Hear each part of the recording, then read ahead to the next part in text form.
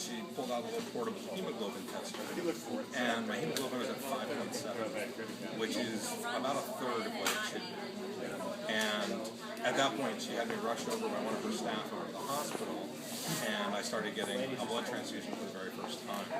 And that first time in the hospital, I got 4 units of blood. I was there for a few days. They released me, and 3 days later, I was back for 2 more units of blood. That even that 4 units wasn't enough to get me up to the point where I could function. And since that point, I've been getting transfusions on a regular basis, anywhere from 7 to 10 days to, far out as about 2 to 3 weeks. And what did they diagnose you with? The initial diagnosis is pure red cell aplasia, which is a very, very rare form of pre-leukemia.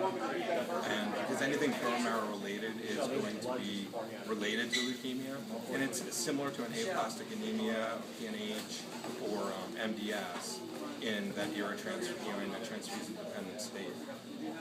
And how long ago were you diagnosed? It's been 3.5 years now. And is there any end in sight, or will you have to do this? Unfortunately, at this time, there is no cure or any real treatment for my disease. We've tried a number of different things over the 3 years. So far, we haven't been successful with any of them. But the transfusions relieve the symptoms of the disease in a temporary capacity. And how do you feel when you receive the blood transfusion? Well, that's the best part is you go in the morning and you're just tired, and a lot of times I sleep through getting the first unit of blood because I'm so tired. And by the time that first unit's just about done, I'm already starting to pick up. I'll sit up, I'll start reading, watching TV, interacting with the nurses. And then by the time I'm done with the second unit, I'm like, oh, you know what, I feel pretty good. I could go to the grocery store, I can run an errand, that sort of thing.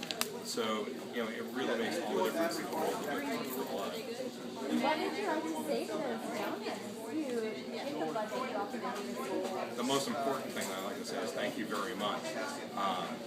I had no idea. When I was a teacher 4 years ago, I set up a bloodmobile with Florida Blood Centers as a community service project, and I had absolutely no idea that the life I'd be saving would actually be my own. And I know that that's the tagline for blood donation in general, but in my case, it is literally what happened. I did that. I've been to other blood drives, and it's just been amazing. It really has. Is there anything else you'd like to add? Again, I really just can't thank the people out there enough. I mean, they're donating blood for a complete stranger. They have no idea where it's going, what it's being used for, and it can be anything from a car accident like the one on the 408 this morning on the way in to somebody like myself. Say that again. Sure. I'm sorry.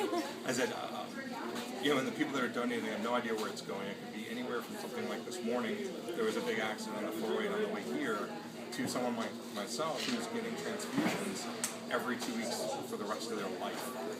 And, I know people that we met through conferences that have lived for 30 plus years with this disease. I've used over 140 units of blood myself just in 3 years. I can't even imagine how many it's going to take to keep me alive for 30 more years. You were awesome.